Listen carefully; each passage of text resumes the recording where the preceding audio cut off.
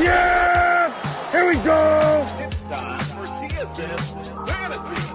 Who day, and I am just excited. I'm excited to sit here. Y'all can't see all my Saints fans. To show with a Hall of Fame quarterback that he can get back to when he was a number 4 overall pick.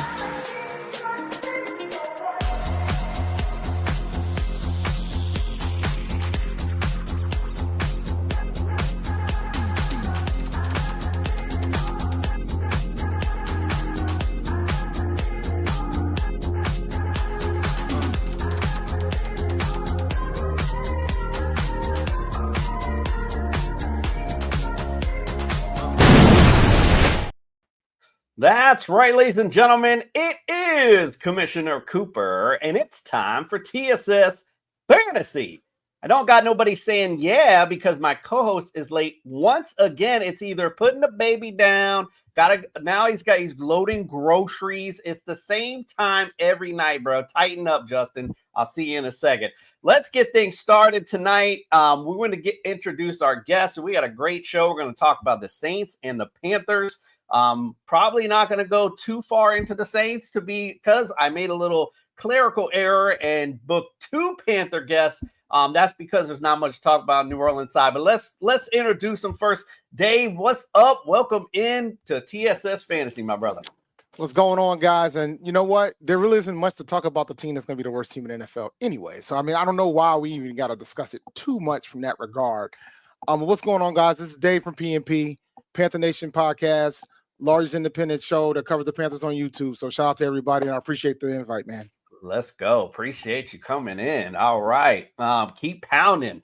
Chew, what's up? Father Dynasty, no stranger to this show. Welcome in, my brother.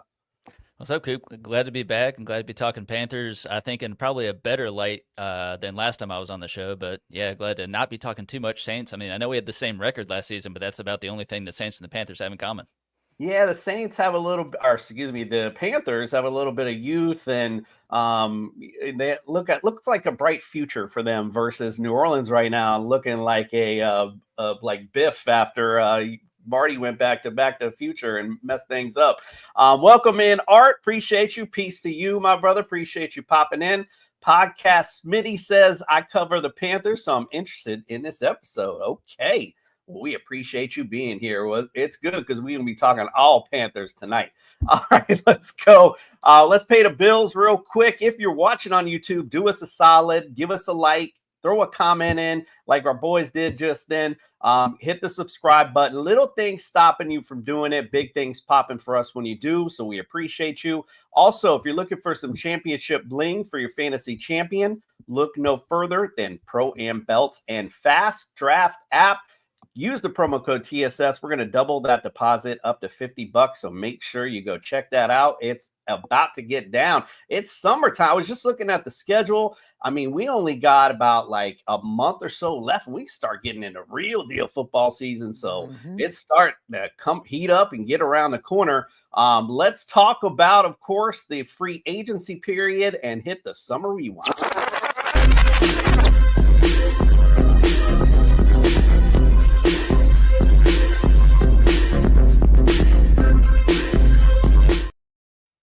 Justin Jesus Herrera will be joining us here shortly. He can talk about the Saints off season. Like I said, I don't know what he's going to be talking about. All right, but let's go, of course, we'll go to Dave first. We're going to talk about the free agency period specifically. Give me a grade on what you guys did this off season and maybe talk about some of the guys you like that you added and maybe guys that you like that you dropped. Well, considering that, the Panthers gave up more points than any other team in NFL history last year, it was clear that we had to go and fix things up on the defensive side of the front. And I think we did a pretty good job with Deshaun Wharton, the defensive tackle from the Kansas City Chiefs. Being able to re-sign Mike Jackson, who was a free agent, was a beautiful thing to see as well at cornerback. I think he can be our CB2. I know a lot of folks wanted Jalen Ramsey and a lot of folks wanted some other players that were available, but I was happy with that. Re-signing J.C. Horn was key as well, making him the highest paid defensive back. I don't think that's the case anymore, but at that point, he was the highest paid defensive back in NFL history with the contract that he got. I was concerned about the injuries there, but overall, I was happy with that signing. To get a safety like a Trayvon Marrig, I was happy with that pickup as well. So overall, the previous free agency, we focused primarily on offensive line and on offense to try to help out Bryce Young and get him protected. This year, we focus on the defensive side of the front. I think the biggest con I have is that I would like to get another safety if possible, but I think considering how bad we was last year, we're going to be upgraded between Derek Brown returning from his season-ending injury and what we did in the draft. Those combinations make me feel comfortable about how we're going to look defensively. I don't need them to be top 10. I don't need them to be top 5. I just need them to be like serviceable. Serviceable, we win a couple more games last season. We almost beat the Chiefs and the Eagles last year, and it was one possession games. If we had a decent defense, we probably would have won those games. So. Panthers on the rise for sure. Chew, what do you think? What do you think about the free agency period? Yeah, I mean, the good thing about that defense is, it being historically bad and just so many things not going the right way for the Panthers, it's nowhere to look but up. And I feel like the best thing that they did, much like Dave was saying, it's you filled a lot of holes before you even got to the draft. So I feel like when you use free agency to do that, you shore up the defensive line. You bring back the offensive line with Corbett coming back at center. Christensen, I think, is probably going to be the one that I hope they keep around after this deal's gone too. I think they did everything right when it comes to outside of, like you said, probably getting another safety, shoring everything up that they needed to. So when they went into the draft, they didn't have to panic and, pick the right player. It was just picking who was the best available and go with that. I like it. I like it a lot. Like I said, just a team on the rise nonetheless. All right, here he is himself. Fantasy Jesus has blessed us into the building. Welcome in, my friend. Whoa, what's good, guys? Sorry for being late. Brand new house and same old responsibilities. So, as per usual, I can be a little bit late. All right, is the ice cream and milk put away? That's all we're really concerned about, anyway. Oh yeah. Everything that needs to be accounted for is accounted for. Don't worry about the ice cream bars are good. The milk's good. The OJ is good. Everything is good. The chicken is not sitting on the table thawing out. No worries. Good job, my brother. All right. Well, we just heard from Dave and Chew. They just went over the what they thought of the Panthers free agency period. I'm going to throw you right into the fire. Give me what are your thoughts on the Saints free agency period. Yes, the Saints expert. Yeah, the Saints free agency period was kind of just it's a rebuilding stage for them, right? Because you really look at it, they've kind of been buried in cap hell for a long time now, and it's kind of just been shedding it and trying to get out of the red. So as far as what they've gotten, I'm just looking it up right now, to be honest with you. Brandon Cooks. I still think Brandon Cooks has a little bit left in him. That's kind of one of those things where, do you continue to feed off of the old guy but you have like a bunch of guys that already fill the position, right? Rashid Shaheed, he does the exact same thing. It's interesting to say the least that this team, they really just lost a lot. I mean, they lost Marquez Valdes-Scantling. There wasn't too many additions, that's for sure. Chris Rump, that's a nice addition. I like that play. The only thing that's really interesting right now, Justin, is listening to you struggle through this. I'm gonna be honest with you. No, the most interesting thing is you saying that Tyler Show went to school with Jesus, because they're definitely gonna need Jesus to actually be any good this year. They're gonna need Jesus, Lord and Savior. They're gonna need everything possible to have any. I'm glad that somebody appreciates my tagline there. I'm glad that somebody. I'm serious. When I saw it, I said, "Oh man." And I think Shador Sanders was right there. There. It was right there. And for that, we thank you. Shout out to Mickey Loomis. Thank you. We thank you. Thank you, Mickey Loomis. Love it. Oh, yeah. I was one class away from being in Tyler Shuck's freshman year, so that's how old he is. But one last guy, the only guy that I really want to touch on is actually Justin Reed. I think that's a good addition at the safety position. Hard-hitting safety. I remember I scouted him and I wanted him to be a 49er. And as you know, everybody who I want to be a 49er always makes it out to be successful anyways, right? Yeah, so I'm 100% with that one. But yeah, I mean, it was just a really kind of a transitional free agency period. Now their draft is a whole different story, but you didn't start me out with the draft. You started me out. Well, we'll get there. Sad Don't ass worry. man. I got you. Don't worry. We're getting there, Papa. All right, Chu, we'll start with you on the draft. Give me a draft grade for the Panthers and talk about some of the rookies that you guys like. Well, I mean, the free agency period flows great into the draft. I mean, I'm trying not to be too glass half full, but I'm just going to give it just a straight A. I mean, could they have made a couple of different picks? Sure. I was a little bit surprised with that first pick, but I think with what they did in free agency, it teed them up to be able to get Tedero McMillan at that first pick, and I think was what was needed with this offense. But that allowed them to do what they did after, which was just nonstop defense, all on that defensive line.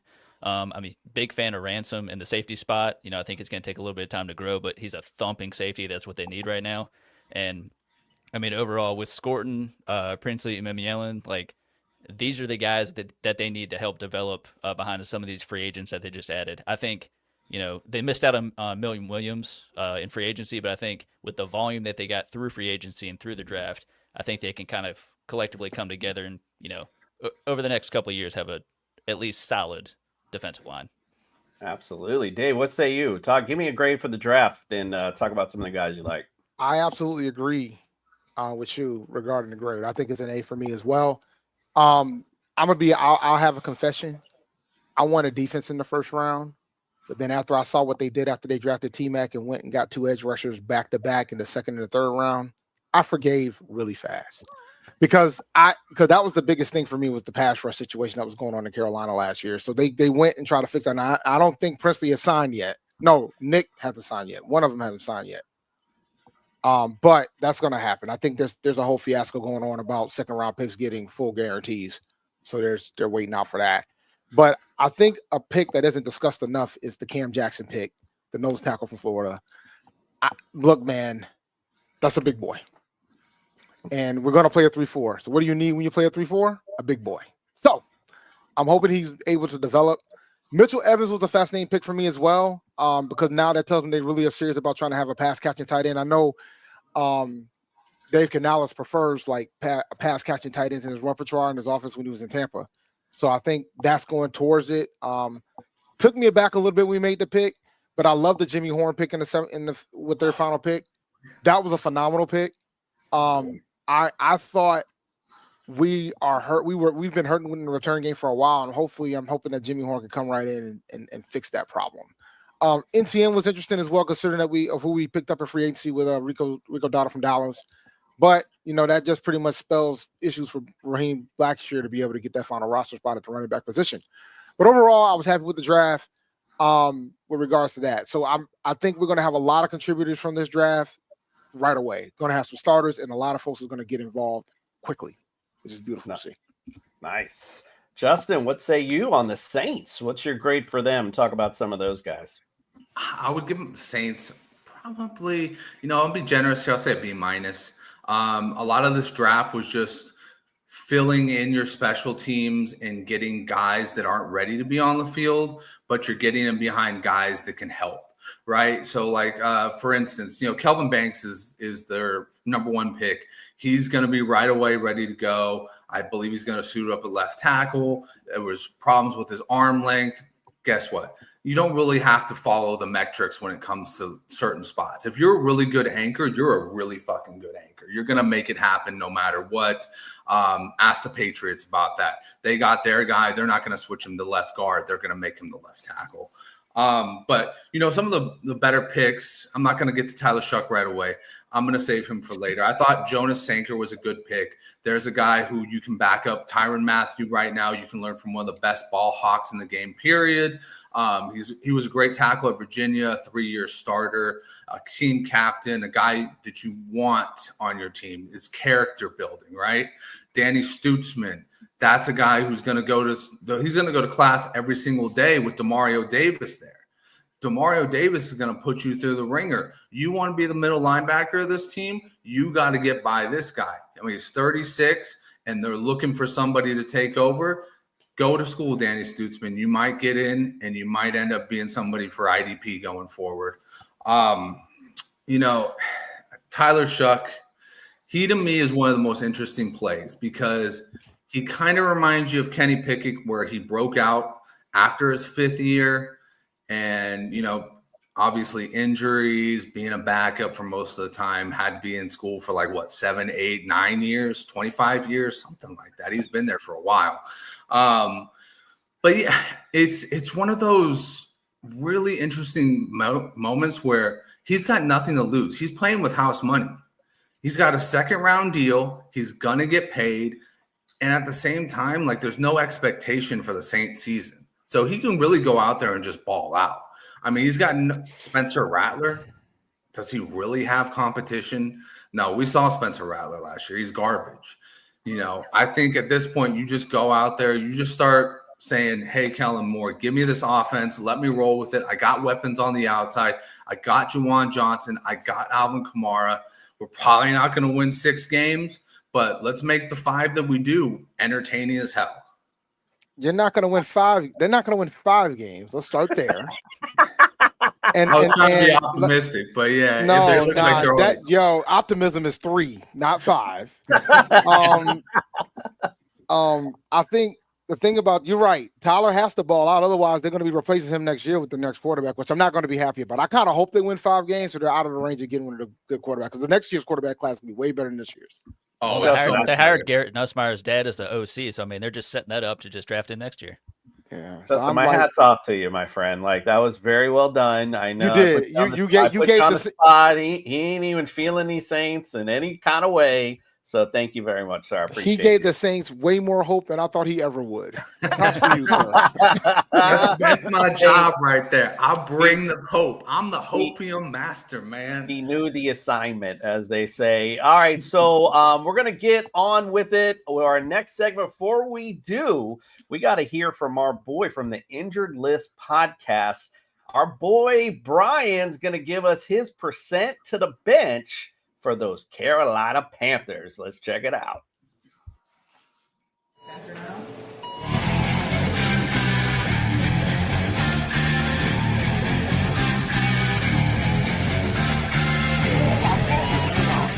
Get out your sweet tea and hush puppies. We're in Carolina for the Panthers today, and Brian Scott from the Injury List podcast brings us their percent to the bench. What we got today, Brian? Well, funny thing is, I'm here in Carolina, and I'm right in the backyard of the Panthers, and I have no idea who the first 2 players we're talking about are. That just goes to show you the fan base here, what they have to look forward to. We're starting out with Tatora McMillan. Did I even say that right? Last season, I think he had some type of minor procedure on his leg to address some soft tissue injury. Not quite sure exactly what that is. I don't think anybody even really cares here in Carolina. But he sat out some mini camp stuff during preseason here, just to kind of as a precautionary measure. Other than that, he didn't really miss much time. He's got a 20% chance to the bench just because we don't know what he's dealing with, more than anything. And then Tommy Tremble, is this like a rookie that they picked up? I don't even know who he is. He apparently he had a game time questionable decision for multiple weeks due to hamstring concussions, back issues. He underwent some type of procedure on his back, missed OTAs and minicamp so far, and there's no return timeline set for him yet. So that's a very ominous prediction. We're going to give him a 25% chance of the bench. And then Bryce Young popped up on the Week 17 injury report last season with a hamstring issue. Didn't seem like it was a lingering thing. We'll give him a 10% chance to the bench. He's probably going to be running for his life. That could be higher. But there you go, Carolina Panthers. I live right here. I have no clue what's going on with this team, and I'm not alone in that. It's the fountain of youth has found the Carolina Panthers. We'll get to know these players a little more as they progress in their careers. Okay. All right, Brian, we appreciate you. We'll see you on the next one. Well, Brian is an orthopedic surgeon, thankfully, and so he's good with the knees. Maybe not a Panthers fan, though, obviously, as we've seen. All right, we talked about what was. Let's talk about what is. Let's do some season predictions. When this baby hits 88 miles per hour, they're going to see some serious shit. Some serious shit indeed. We're about to get into it. Dave, let's go to you. We're going to talk basically just skill positions for this upcoming season. Bryce Young last season finished, for fantasy perspective, finished 20th overall. Right now, his current ADP is 23rd. But just talk about, if you don't play fantasy, just talk specifically about his performance overall. Do you think that he will repeat what he did last year, exceed it, or do you think he comes a little below it? So I actually do a lot of fantasy football. Okay, so this is right in my wheelhouse. So I think right now, from the standpoint of the Panthers, from a fantasy perspective, Bryce Young at best is going to be somebody that you're going to stream occasionally based on the good opposition, right? Like, he's not somebody you should be drafting. I know a lot of folks are hype about the fact that we drafted T-Mac, and I know a lot of folks are hype about Jimmy Horn and the fact that Leggett is the healthiest he's ever been, and the fact that my boy Jalen Coker, shout out to him from Holy Cross, balled out of his mind from an efficiency standpoint. And there's this thought that he's going to be slanging it. And I'm here to tell you guys, ladies and gentlemen, we are the Carolina Panthers. That's not what we do. Like, that's not what we do. We run the football. And I anticipate that's what we're going to do. I don't see Bryce throwing the ball more than 25 to 30 times a game, which puts a damper on the receivers when you're talking about target share. Like Thielen, and I keep saying this every year. We drafted all these wide receivers.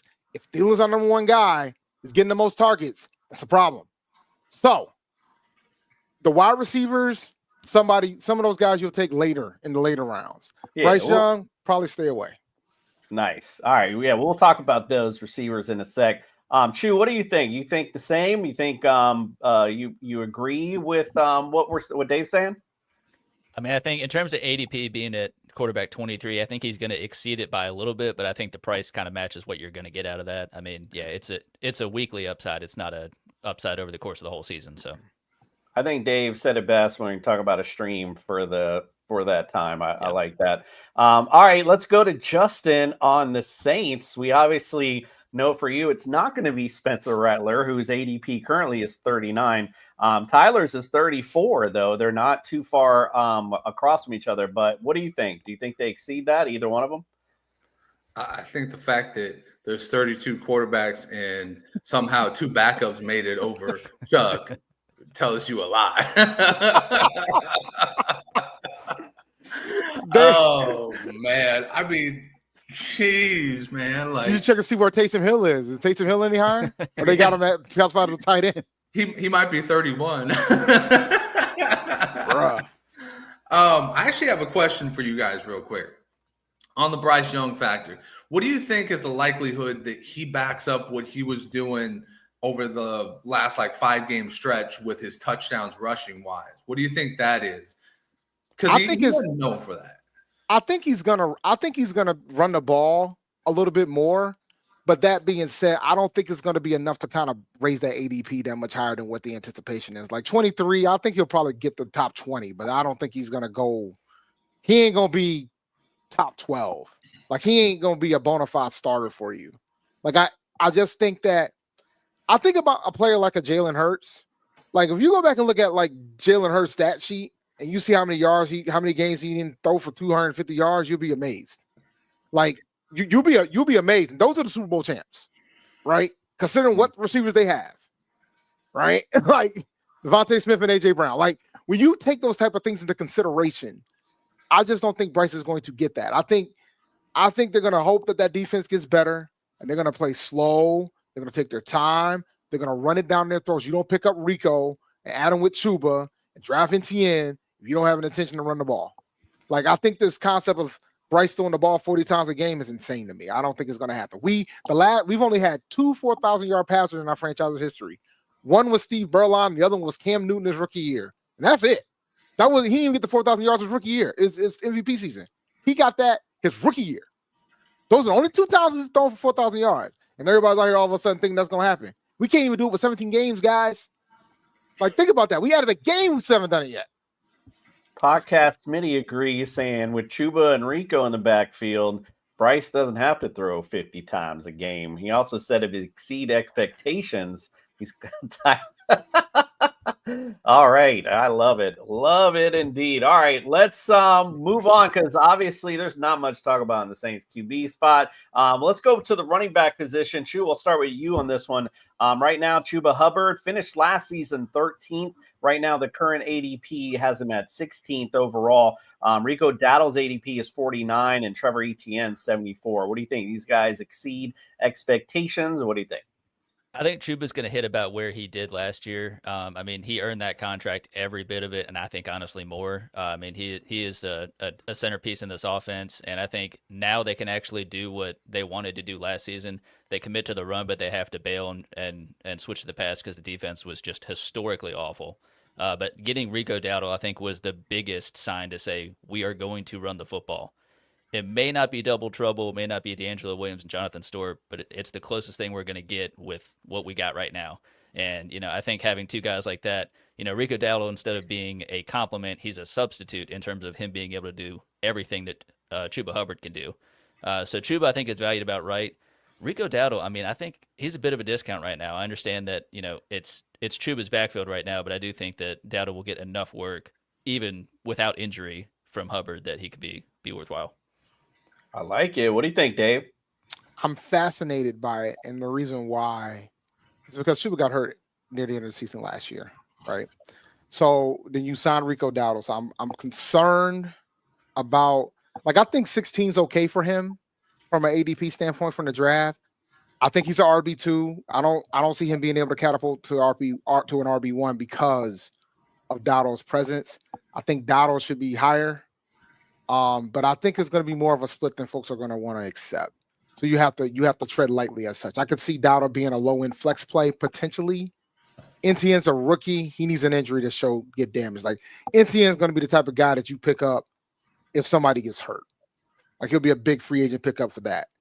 But I think when they made the decision to draft Etienne, sign Rico, and made it clear that they didn't want to give Chuba all the carries and all the targets like they did last year.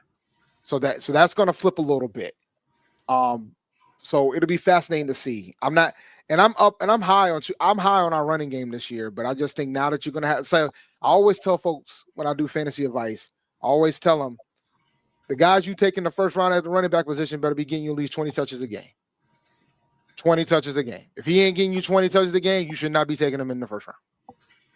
That's just my philosophy on that.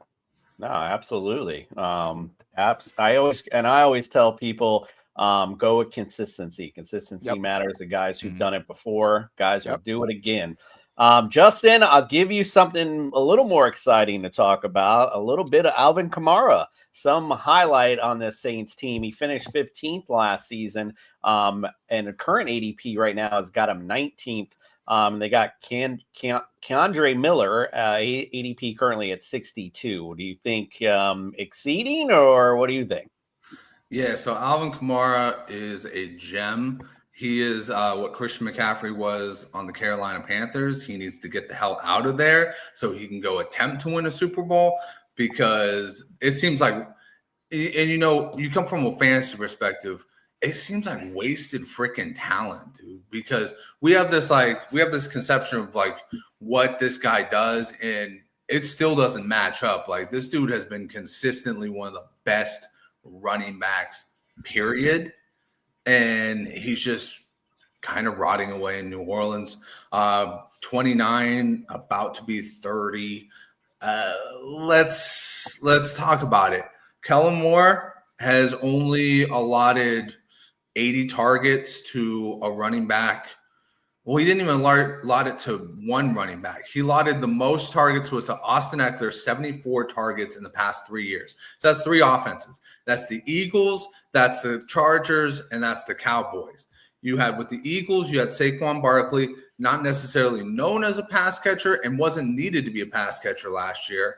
Then you have Austin Eckler, who was made his entire money off of being a pass catcher.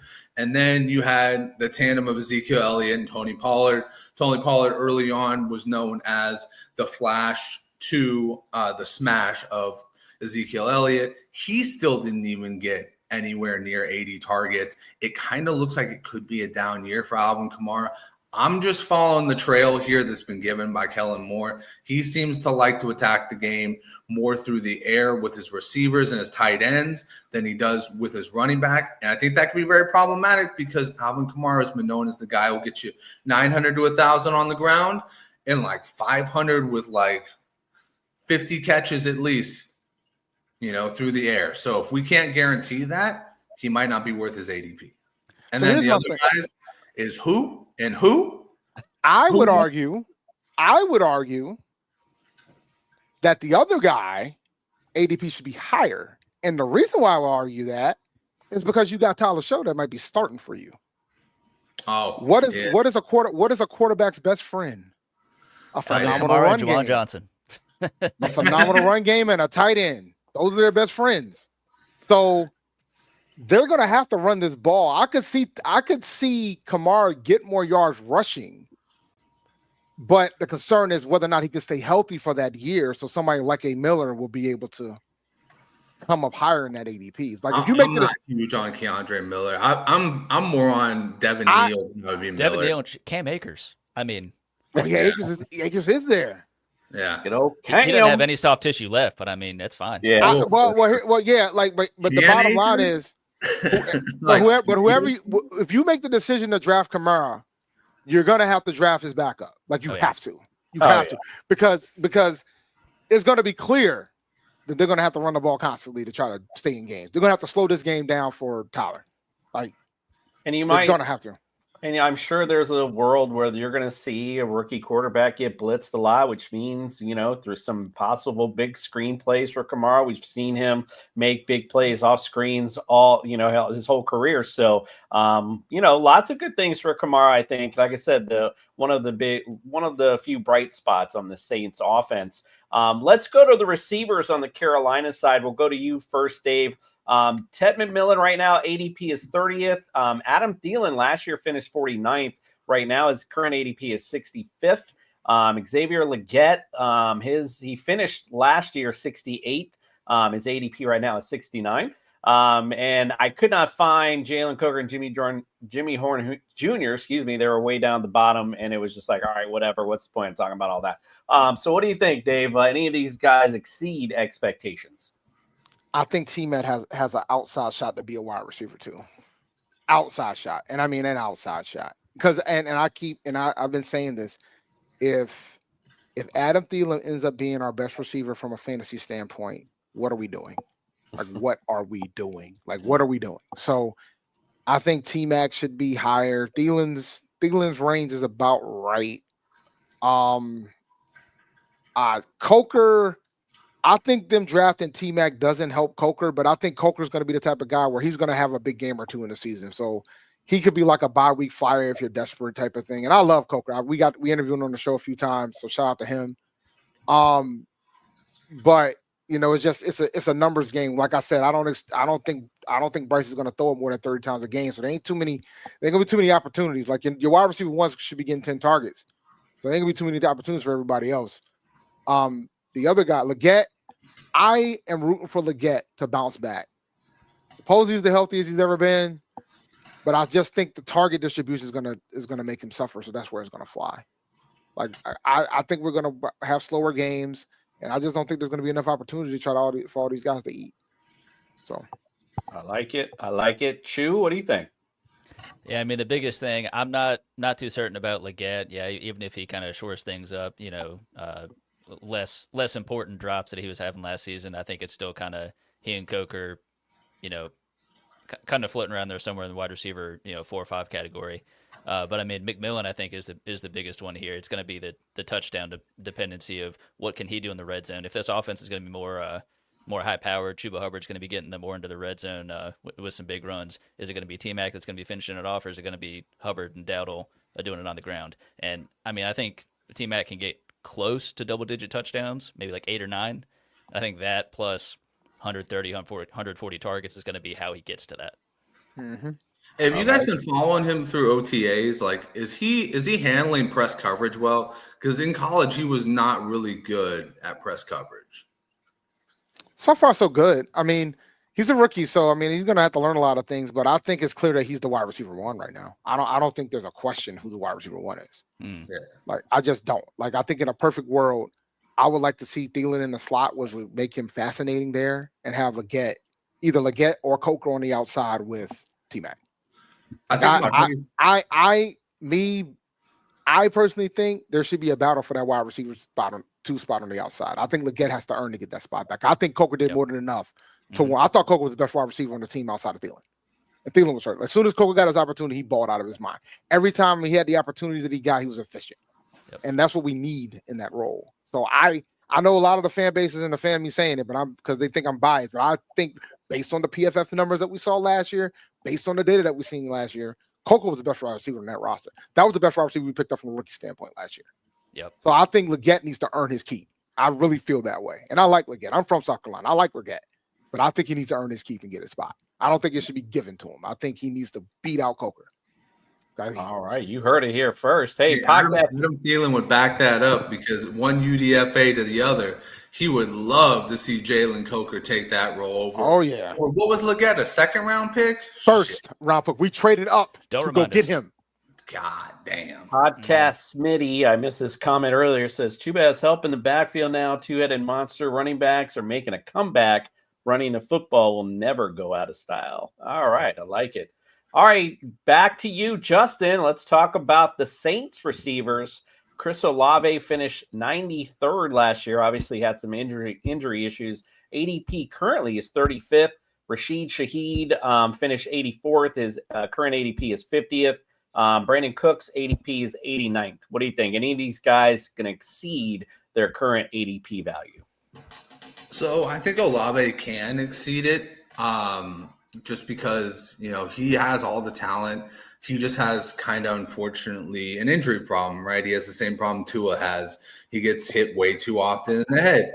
And, unfortunately, for the past couple of years, he's just been getting hospital passes from Derek Carr. So, that's what's been happening. He's been getting to the hospital. But I really do, like, all jokes aside, I think that he really does have a chance, especially with Shuck. I think that they need to start using him better. I think that they need to start using him the way that, the Cowboys use CeeDee Lamb. Mix and match. Put him on the inside. Put him on the outside. He's obviously the best wide receiver, route running wise, speed wise there. Rashid Shaheed is coming back from an injury. I'm not putting too much on him right now because the injury kind of is one of those injuries that you need to be a speedy wide receiver. I mean, I believe it's an ACL or is it an ACL, MCL? Yeah, either way, it's your knee, dude. That's kind of one of those moves that you need to kind of either have something to fall back on. You can't just be a one-trick pony with it. If you're just the speed guy, you're going to get affected by that. And then what was the other one? Brandon Cooks. He's still a good waiver wire guy, a flyer. If Olave goes down, or at this point when he goes down, he might still, he's got a little juice. He always had his best seasons actually in New Orleans. I mean, this guy was a beast, and then he just got traded to every other team and still somehow beasted out until he got to Dallas. So I still think he could have a little bit of gas in him. Am I drafting him? Hell to the no. No. Just no, don't draft him. Waiver wire. But as far as draftable wide receivers, I'd go Chris Olave because he's the only one that has a chance to exceed his ADP. Stay away. Yeah. I think I'd stay away from all of it, to be quite honest. All right, let's go back to Chew. Hopium? God damn. Stay away, guys. Stay away. Let's go back to Chew. Let's talk about the Panthers tight ends. Obviously, Tommy Tremble dealing with some injury issues. So is it Davion Sanders' time in Carolina, who finished last year 37th and his current ADP is 28th? What do you think, Chew? I tried not to have my bias of a couple of the plays that I saw him make and try and project that out to like a bigger target share because I don't know that a massive target share is going to happen for him. But I do think Jatavian Sanders is going to be a better real football player than he will be fantasy football player. I don't think Mitchell Evans is going to be taking meaningful targets away from him, although I do think he might get more targets than we would expect. And Tommy Tremble, of course, coming back from his injury. So, we'll see when he comes back. But he, of course, is just a bruising blocker more so than a pass catcher. So Jatavian Sanders, I mean, he could kind of creep up into like the back end tight end too. But again, that doesn't really mean anything for fantasy. If you're not top 12, top 15 tight ends, you're streaming, and that's all it is. So, I mean, at the end of the day, you're not looking to get Sanders. You're just going to end up with Sanders at the back end of a draft. So Sanders is more a Scott Fishbowl candidate, is what it sounds like to me. What do you say, Dave? Do you think Jadeveon can exceed his current ADP? Maybe, but is it going to be enough? Like, for me, when it comes to tight ends in fantasy football, man, if I ain't getting one of the top 5, I don't think I care. Yeah. Like, I've always been that way. Like, if I ain't getting one of the top 5 guys, don't really care. And Jatavion's not a top 5 guy. I know everybody's got to play a tight end. It's a requirement. But the reality is, after the top 5, it's hit or miss. It's just hit or miss from a target share standpoint. It's hit or miss from whether or not they're going to get a touchdown. You're pretty much playing the lottery after that. Mm-hmm. So Jatavion Sanders, when you got Jatavion Sanders, Tommy Tremble, you just drafted Mitchell Evans, there's too many variables. Besides the fact that we haven't seen Carolina utilize the tight end enough since Greg Olsen. So when you take all those things into account, I'm staying away from the position right now in Carolina. Heard. All right, seem to be having some camera difficulties, so no big deal though. Justin, let's go on to the tight end position of the Saints. Taysom Hill, we haven't heard from our boy Brian Scott about Taysom Hill yet, but he's definitely dealing with some injury issues. So it looks like it's Juwan Johnson time in New Orleans. He finished 20th last year. ADP currently is 30th. Do you think he exceeds that, or is he someone worth rostering this season? No, he's definitely not worth rostering. I mean, everything they said about Jatavian Sanders can pretty much be applied to Juwan Johnson. I would say the only caveat I would give to Juwan Johnson is a lot of times he's a good bet for like DFS because he usually costs so little. And he does have those games where he jumps off for like 7 catches, 70 yards, and a touchdown, and it banks in on your DFS rosters. But other than that, I would not be drafting Juwan Johnson. I don't care who Tyler Shuck thinks his best friend is, because it's just not going to be worth it. It's not going to be Juwan Johnson, apparently. All right, let's get on with it. Speaking of Doc, we're going to hear from him in a second on the Saints. Before we do that, want to hear, of course, Dave, we'll start with you on this one. Give me a prediction of the Panthers' record. How far do you see them going this year? 9-8 winning division. Nice. Okay. Yeah, I think the only team I'm worried about in that division right now is Tampa. I'm not worried about Atlanta. I'm definitely not worried about the Saints. So I just think the key for us is that we just got to make sure we get a game in Tampa. Preferably sweep, but I think we should be able to win this division. I think this division is going to be rough and tumble like it always is, and I think 9-8 is going to be enough to win it. Ooh, man, them Tampa Bay Bucks are pretty tough. That's going to be a tough call. What do you think, Chew? Give me a record. How far do you think they're going? I'm close to that. I'm 8-9. I do think they're going to miss winning the division, but I think it's going to be, neck and neck with Tampa, us. I do think the Falcons are going to be probably a game back from us. So, it's going to be very close. The Saints will not be very close, but we already know that. Yeah, it's going to be an interesting division to watch this season. That's for sure. Okay, Justin, you're up, man. Give me a prediction of these Saints. Are they sneaking in the playoffs? So I just quickly looked at their schedule and just figured out that this team might actually go the reverse of undefeated and winless. It might actually happen, but I'm going to be optimistic because I'm smoking the hopium over here. I'm going to say that they win 3 games. I think they take 1 from the Panthers, they take 1 from the Giants, and then they win either the Titans or the Jets game. I think they win 3 games. Man, it's going to be fun streaming whatever defense is playing this offense. That is for sure. All right, let's hear from Brian Scott real quick. Let's see what the percent to the bench is for this New Orleans Saints.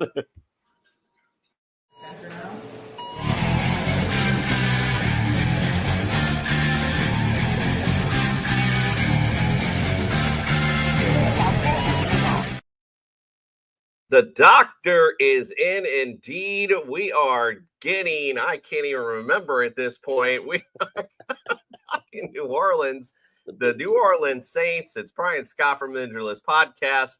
What we have for the New Orleans Saints? Well, it's not good news for the Saints. Combined, their 3 players on this list have the highest percent to bench of any other team thus far, starting with Taysom Hill, who at 35 years old last season tore his ACL and had other quote-unquote structural knee damage that required surgery, thus ending his season. He's still recovering as of right now, and his timeline to return is very uncertain. Not only is this guy's age an issue, but the fact that he plays multiple positions and does a lot of stuff on the offensive side of the ball really complicates issues.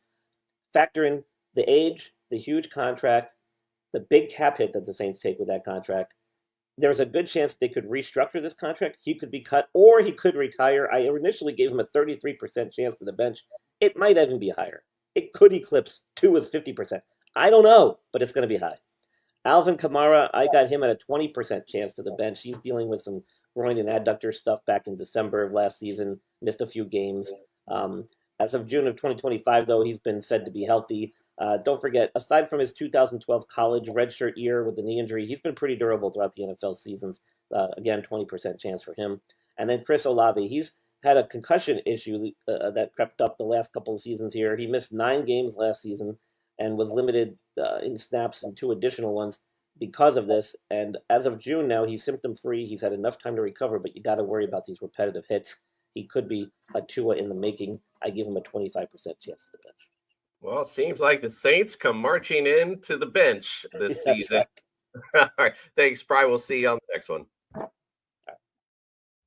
Ooh-wee, not looking too good for those New Orleans Saints. That is faux show. All right, so like I said, a little snafu with the scheduling, and we don't have a Saints versus Panthers matchup game, but no matter what, we're going to test your fanhood as well as a little bit of NFC South fanhood as well with our next game here.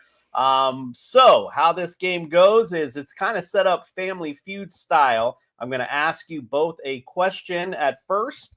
Just shout out your name so that way I know who's going to answer. Then that way you don't give the other guy your answer as well. If you get a player correct, you will get the chance to win the round. All you have to do is answer all 5 questions. If you do, you win that round. If you do have 3 strikes, however, which is 3 wrong answers, if you get 3 wrong, the other person will get a chance to steal it, and it'll be best out of 5. All right, if you're both are ready, mano y mano, we're going to check your fanhood tonight on the Fantasy Quiz Show. There seems to be no sign of intelligence. It's the Fantasy Quiz Show. Justin Jefferson. Justin Jefferson. It's going to be a long game. Might not be a long game tonight because we got Panther experts in the building. Normally I like to say both teams, but I can't even say that this evening. All right, but let's get it on. Mano y mano. First question on the board. We got top 5 answers. Here is your question. Again, this is all Saints and Panthers all-time history. I'm looking for the players who have thrown for the most passing yards. Bing, me. Dave, what you got? This for Panthers and Saints, correct? Yes, sir. Drew Brees. Drew Brees. That is correct. That is correct. Oh, that's my bad, Justin. I didn't take the loop off. I'll go ahead and change that. My fault. Good job. That is correct. Good job, Dave. Drew Brees, number 1 on this list, 68,010 yards. All right, well, you got control. What other answers do you got? Cam Newton. Cam. That is correct. He's number 2 on the list, 29,725 yards. All right. 3 left. Who else you got? Jake Delhomme. The homie. He's number 4 on the list, 19,258. All right, 2 more answers. You got 3 and 5. Got no strikes. Archie Manning. Archie Manning. 21,734. He was 3rd on the list. There is 1 answer remaining. Can you get it? Aaron Brooks. Aaron Brooks.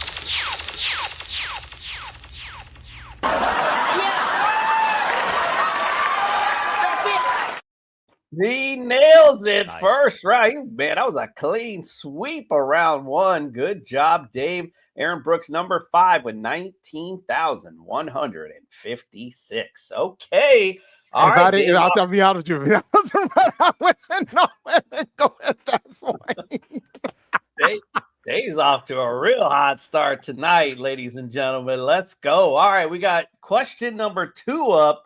Top 5 answers again on the board. Again, all Saints Panthers history. I'm looking all time.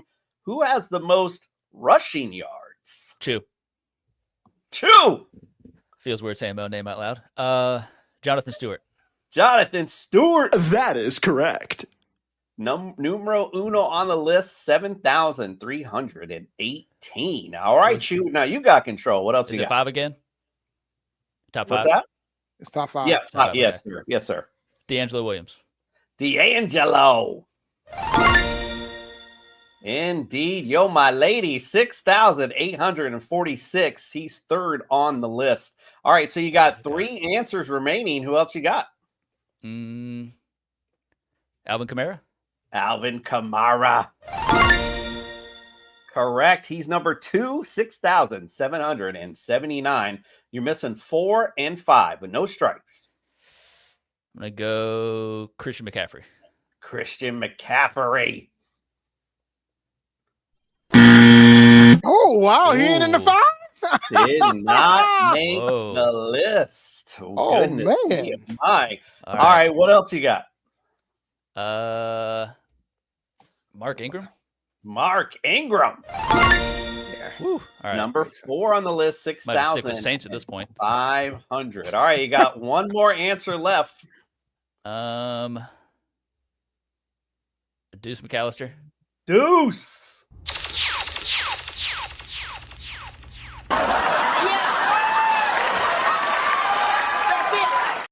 Woo. Chew on the comeback trail. Deuce McAllister comes in at number 5, 6,090. Feels bad to win on a Saint, though.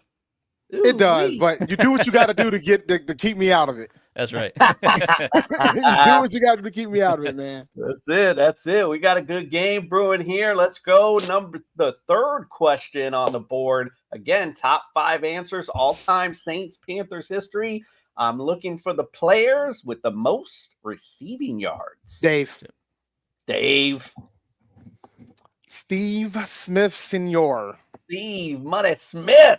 That is correct. Numero uno on the list, 12,197. Okay, you got control, Dave. What else you got? Mushin Muhammad. Mushin. Number 3 on the list, 9,255. All right, what else you got? Marquise Colston. 9,759. He is number 2 on this list. All right, you got 1, 2, and 3. You're missing 4 and 5. This is where it gets hard. Greg Olsen. Greg Olsen. All right, I had to try. Ooh. I had to Didn't try. make the cut. He was right below, if I remember correctly. He was like number 6. He was. I knew it would be 5. If he was on it, he would be 5. Yeah, he would be 5. He was close for sure. All right. Now I got to get into my Saints wide receiver bag because we. You're good. You only got 1 strike, so you got room. Oh my God, Brandon. No, it wouldn't be Joe Horn. Joe Horn. That is correct. The phone man. The Great celebration. Joe Great Horn, celebration.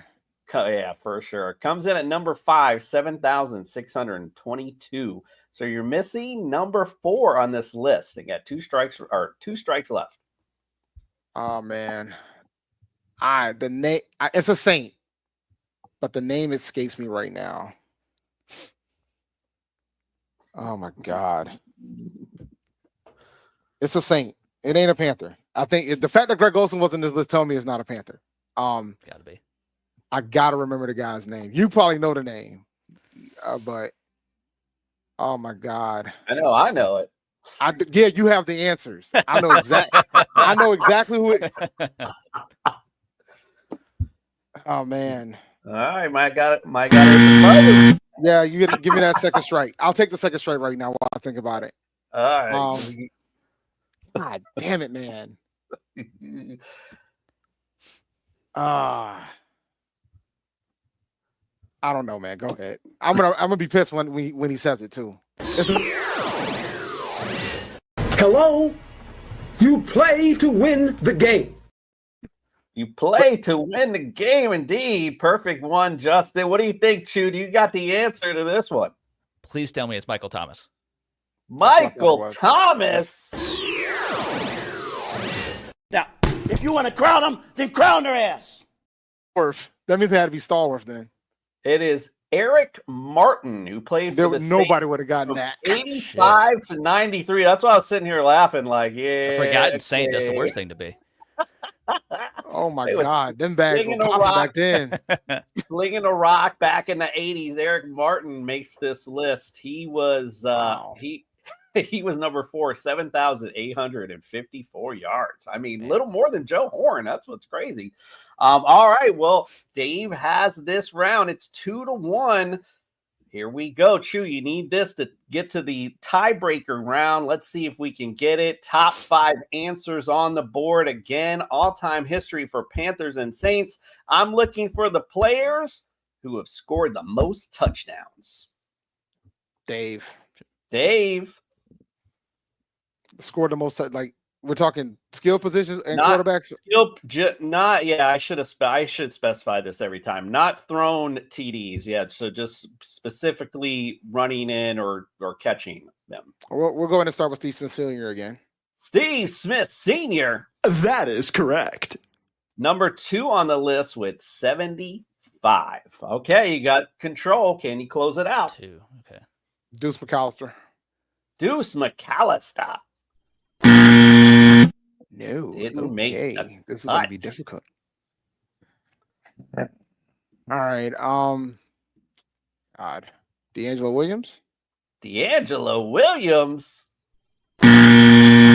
Yikes! Boy, 2 big strikes up the back. My hey, God! Don't leave Chew all this meat on the bone. I know he's gonna take it. Alvin Kamara. He's number 1 on the list. 86 TDs, all-time history. Think about that. Wow, that's crazy. Yeah, that's kind of wild. I knew he was on the list. I didn't realize he was gonna be number 1. Number 1. He's so you got number 1 and number 2. What else you got? Oh my God. Let's see. Now I forgot who I said. You said Alvin Kamara and Steve Smith. So you got. No, I know that. I'm talking about the ones I missed. Oh, I got you. All right. I know I said Deuce McAllister, but it ain't him. Mushin Muhammad. It's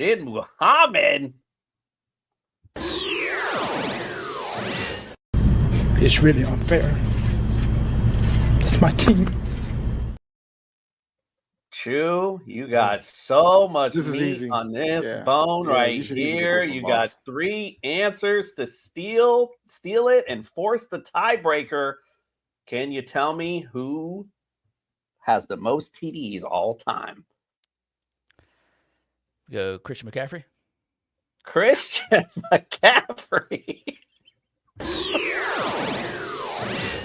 Cannot play with him. Cannot win with him. Cannot coach with him. Can't do it.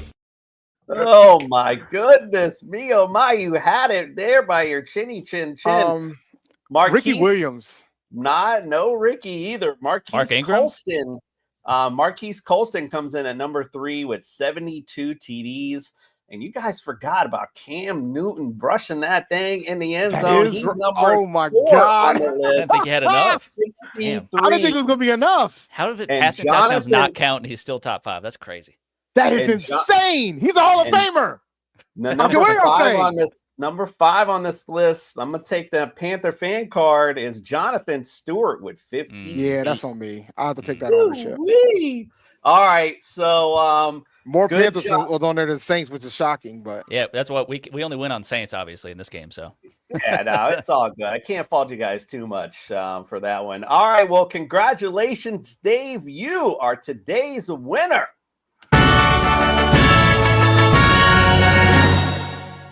And as Chew knows on this show, at least he already knows what's up. Our show, when you do lose, we got to send you out with a nice little video montage, if you will. Justin, let's give it to clock Chew. at 5. Pass is intercepted at the goal line by Malcolm Butler. Dumbass. Thank these. They call me dumbass. Play kind entertainment. Stupid. Well, like there's not I a better said, way to lose. I'm telling you what. like I said, we can't fault you guys too much throwing that Saint stuff at you. So great job for both of you. It was a great game. I'm not over Cam being on this list, man. Mhm. I'm not over that. It's fun doing these little statistical. You find a lot of weird anomalies as you like kind of look through the stuff. It's kind of crazy, but yeah, that was definitely one that stuck out to me. I was like, wow, I cannot believe that. And it's crazy thing. Alvin Kamara, like he's got like 10 more than anyone else. It's crazy. All right, Chew. Well, thank you guys both for coming in again. Good luck to both of your teams. Obvious season. We had a great time tonight. Chew, tell everyone where they can follow, subscribe, and get all of your great content, my friend. Well, first of all, thank y'all for having me. Love to talk Panthers and love to shit on some Saints for sure. Check me out on Twitter at Father Dynasty, and I've got the Father Dynasty Substack, which is over at fatherdynasty.com. Let's go check that out. Nice. Make sure you follow, subscribe, get all Chew's great content. Dave, how about you, my friend? Where can we follow, subscribe, and get all that good Panther content? You can just search PNP Rashad and Dave on YouTube. You can follow us on Twitter at Panther Nation PC. My personal Twitter handle is here, Champ D1012. But I don't just talk Panthers there. I talk Panthers. I talk rap. I talk HBCU sports. I talk hip hop. Like I talk everything there on my church. Video games. I'm competing again, so I go against the Growling. But for the show, Panther Nation podcast, we go live every Tuesday night, 8 p.m. Eastern Standard Time. We go over fantasy football. We talk about the prospects of the draft. We talk Panthers football all season long, all year long. No off season for PNP. Love it. Make sure you follow, subscribe, get all that great Panther content and great everything content. Don't think I ain't been looking over your shoulder at that Street Fighter 2 this whole time. Being like, you can. I got a big tournament this weekend, man. I'm gonna be in Boston competing this weekend. So yeah. Nice. Oh, I love it. Great stuff, man. Absolutely. All right. Well, stick and stay with us. We got a great show planned for Friday. We're going to be talking about the Bucks and the Falcons. Sticking with this NFC South. I know these guys are excited to hear about that. Make sure you follow, subscribe, get all their great content. We appreciate all of you. Good luck to the Panthers and Saints this year. We appreciate all of you. And from us to you, we are out.